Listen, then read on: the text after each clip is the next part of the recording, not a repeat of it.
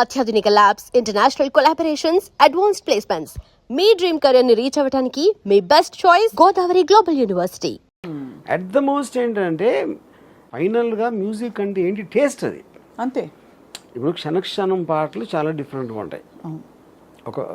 ఉదాహరణ చెప్తున్నా, లేకపోతే ఇంకో సినిమాకి ఏదో, లేకపోతే రోజాలో మణిరత్నం టేస్ట్ వేరే ఉంటుంది, నాది వేరే ఉంటుంది రంగీలాలో. సో ఒక డైరెక్టర్ కానీ, మ్యూజిక్ డైరెక్టర్ కానీ, ఎవరన్నా విన్నోడు కానీ, వాడి టేస్ట్ అనేది మ్యాటర్ అవుతుంది అక్కడ. అవును. అప్పుడు ఏ ఇచ్చిన మ్యూజిక్ని మీరు మీ టేస్ట్లో మీకు ఏమి నచ్చుతుంది అనేది యాక్చువల్ పాయింట్. అది మీ టేస్ట్ ప్రకారం ఏది మీకు ఓకే అవుతుంది. ఇప్పుడు మీకు ఫర్ ఎగ్జాంపుల్ కర్ణాటక సంగీతం ఇష్టం, నాకు లేదు. అవును. అప్పుడు కర్ణాటక రాగంలో ఇస్తే నేను కాదంట. కానీ మీరు చెప్పేటప్పుడే నాకు ఈ స్టైల్లో కావాలి, వాల్డ్స్లో కావాలి, హార్డ్ రాక్ కావాలి, లేకపోతే ఎక్సా వయ్య ఉన్న మ్యూజిక్ స్టైల్స్లో మీరే ఇస్తున్నారు దాని ప్రాంప్ట్ ఏ స్టైల్లో కావాలి ఆ సాంగ్ అని. సో ఇక్కడ ఈ పాయింట్ మీరు చెప్తున్నది ఎలాబరేట్ చేస్తే బిగ్గెస్ట్ బెనిఫిట్ ఏంటి? కాస్ట్ కటింగా, టైం సేవింగా, లేక? Obviously cost and time saving, అది ఆబ్వియస్. కానీ ఇంకా పెద్ద ఏంటంటే మ్యూజిక్ ఇండస్ట్రీ చచ్చిపోతుంది.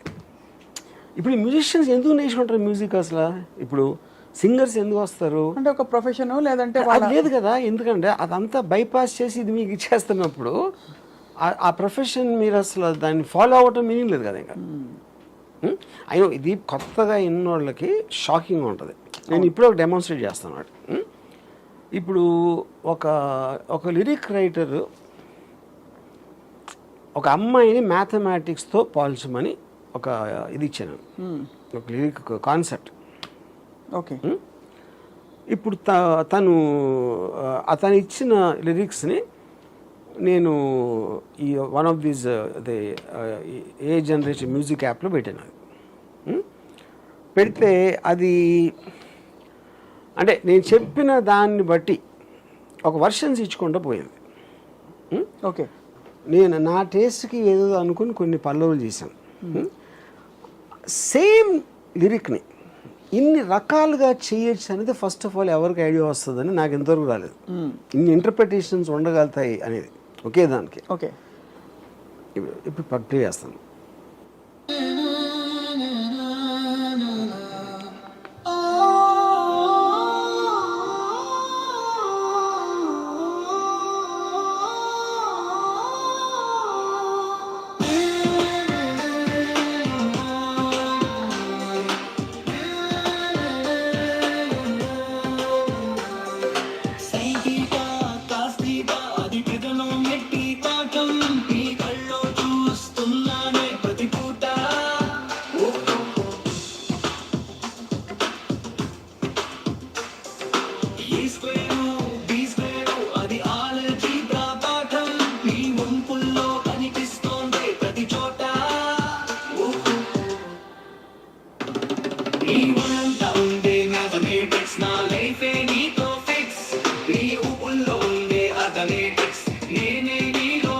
ఇదొకటి.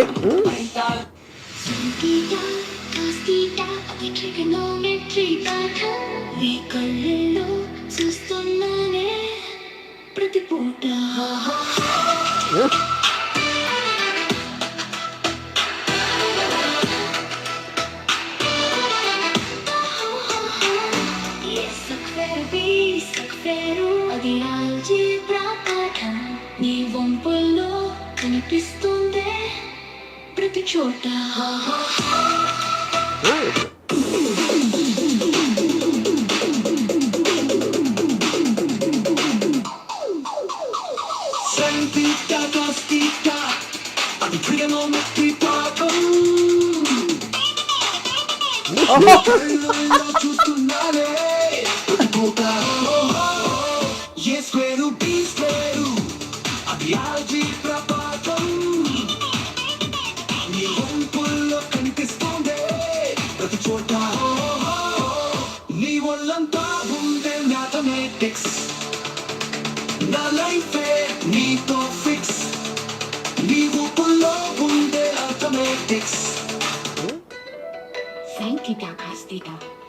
అది ట్రిగనోమెట్రీ పాఠం నీ కళ్ళల్లో చూస్తున్నానే ప్రతి పూట.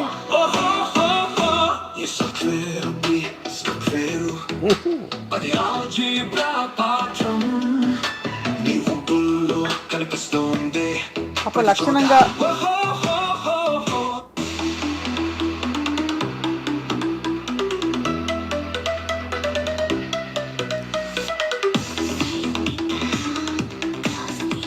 ఛాన్స్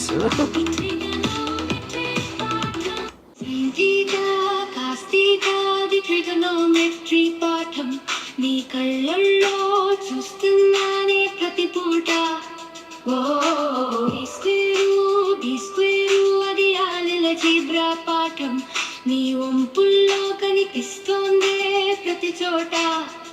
సో ఇప్పుడు మీకు 6 వినిపించాను, అది 100 ఇస్తుంది, 200 ఇస్తుంది variations, and all of them each of them in 15-10 seconds.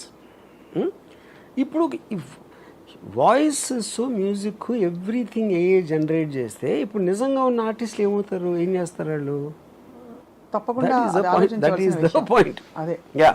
అంటే 10-15 సెకండ్లలో ఈ క్వాలిటీ అంటే ఒక ట్రాక్ ప్రొడ్యూస్ చేయడానికి మినిమం ముందు అసలు వాళ్ళ కళాత్మకత వాళ్ళ క్రియేటివిటీ అన్ని వచ్చేసరికి మినిమం 4 hours 2 గంటలైనా పడుతుంది. మీకు మొత్తం ప్రాసెస్ అంతా ఒక సాంగ్ ఇన్సెప్షన్ నుంచి ఫైనల్ ట్రాక్ రావడానికి 1 month పడుతుంది. 15 days to 1 month will be the time taken generally. కానీ సో ఇప్పుడు ఏమంటారు మీరు, అరే కదా ఏదేదో ఇచ్చారు, ఏదేదో కాదు, ఏదేదో ఇస్తాను కరెక్టే. ఇప్పుడు నేను ఉదాహరణకి నేను ఒకటి అనుకున్నా ఇది బాగుందని, వచ్చిన ఇన్ని వర్షన్స్లో నేను ఒక 10 మందికి వినిపిస్తే ఎవరెవరికి వేరే వేరే తెచ్చింది, ఎందుకంటే టేస్ట్ అందరిది ఒకటే ఉండదు కదా. అవును, మీకు నచ్చిన కొన్ని పాటలు ఫెయిల్ అవుతాయి, మీకు నచ్చని పాటలు సక్సెస్ అవ్వచ్చు సినిమాలాగే. అది that is all the time అవుతుంది. ఆర్ట్లో కూడా మీరు ఆర్ట్ గ్యాలరీకి వెళ్తే అందరికీ ఒకే పెయింటింగ్ నచ్చదు కదా, అవును, వేరే వాళ్ళకి వేరే నచ్చుతాయి.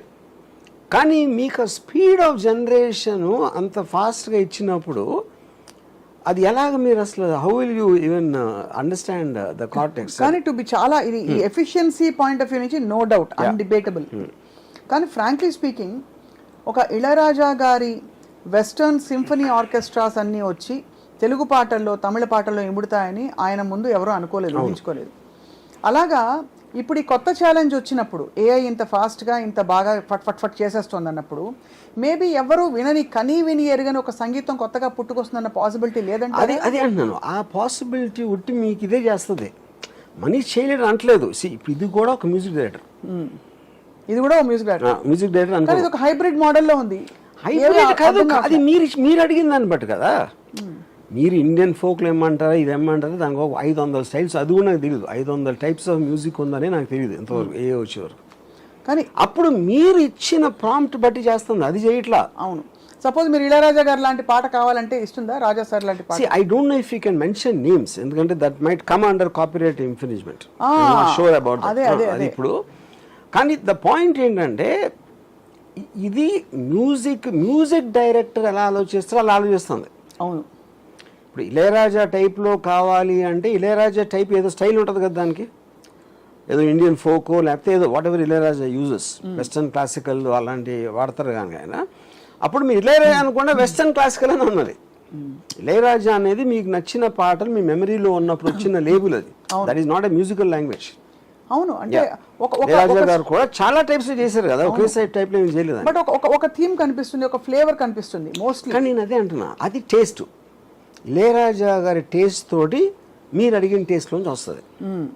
Same thing happens here also. ఇప్పుడు దానికి టేస్ట్ లేదు.